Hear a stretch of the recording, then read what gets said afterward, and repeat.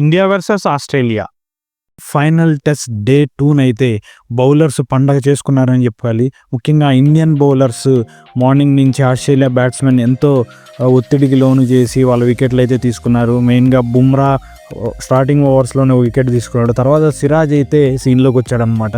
సిరాజ్ వచ్చేసి main వికెట్స్ని out చేశాడు. అదేవిధంగా ఫస్ట్ టైం ఈ సిరీస్లో ఛాన్స్ వచ్చినటువంటి ప్రసిద్ధ్ కృష్ణ అద్భుతంగా బౌలింగ్ అయితే చేసి 3 వికెట్లు అయితే తీసుకున్నాడు. అదేవిధంగా మిగిలిన బౌలర్స్ అందరూ కూడా చాలా బౌలింగ్ చేశారు బాగానే. ఈవెన్ నితీష్ రెడ్డి కూడా బ్యాట్తో కాంట్రిబ్యూట్ చేయకపోయినా కానీ బాల్తో కాంట్రిబ్యూట్ చేసి ప్యాట్ కమిన్స్ని స్టార్క్ని అవుట్ చేసి టైలెండర్స్ని తొందరగా పంపించారనమాట. సో ఓవరాల్గా చూస్తే ఇండియాకి 4 runs లీడ్ అయితే దొరికింది. ఇంకా తర్వాత ఇండియన్ బ్యాట్స్మెన్స్ అయితే సెకండ్ ఇన్నింగ్స్ స్టార్ట్ చేశారు.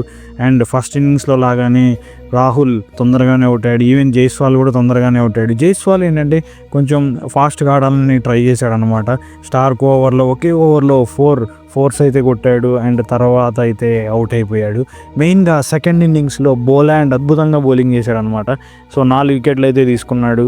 అండ్ ఇంకా ఇద్దరు బ్యాట్స్మెన్ స్క్రీజ్లో ఉన్నారు. అండ్ ఇండియా 146 for 6తో ఉంది. అండ్ డే 2ని కంప్లీట్ చేశారనమాట. సో నెక్స్ట్ ఎంత స్కోర్ చేయగలరు, ఎంత టార్గెట్ ఇస్తే ఆస్ట్రేలియాని మనం తొందరగా అవుట్ చేసి ఈ మ్యాచ్ని గెలిచి సిరీస్ని సమన్ చేయగలం అనేది ఇండియన్ డ్రెస్సింగ్ రూమ్లో ఇవాళ వాళ్ళు ఆలోచించుకోవాలి. అండ్ రేపు అట్లీస్ట్ 220, 240 వరకైనా మనం కొట్టాల్సి ఉంటుంది.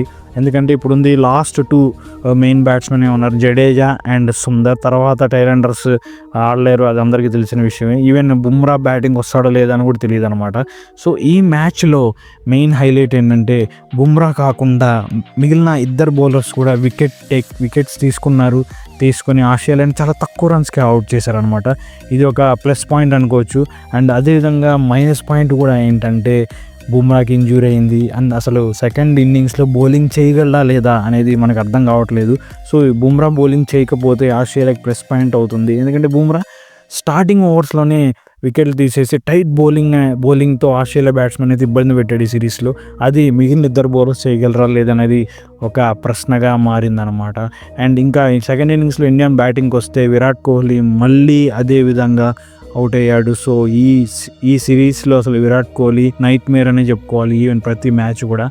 అండ్ ఇంకా పంత్ తన రెగ్యులర్ స్టైల్లో T20 మూడ్లోకి అయితే వచ్చేసి అద్భుతమైన బ్యాటింగ్తో 3 6లు 4లతో హాఫ్ సెంచరీ అయితే చేశాడు. 29 balls హాఫ్ సెంచరీ చేశాడు. అండ్ ఇక్కడ మనం చెప్పుకోవాల్సింది ఏంటంటే అతను స్టార్క్ బౌలింగ్లో 2 6లు అయితే కొట్టాడు. చాలా కాన్ఫిడెంట్గా అండ్ అదేవిధంగా ఎంతో స్ట్రాంగ్గా కనబడ్డాడు పంత్.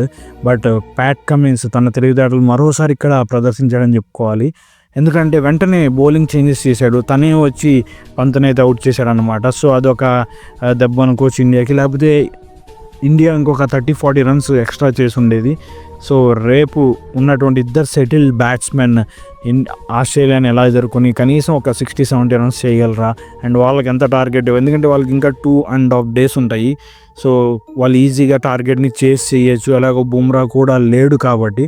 సో మీరేమనుకుంటున్నారు, ఇవాళ ఇండియా ఎలా వాళ్ళ బ్యాటింగ్ని కొనసాగించింది అండ్ బౌలింగ్ కొనసాగించింది, అదేవిధంగా రేపు ఎలా ఆడబోతున్నారు, అండ్ రేపు ఎంత స్కోర్ కొడితే మంచిది అని మీరేమనుకుంటున్నారు అనేది కామెంట్స్ రూపంలో తెలియజేయండి.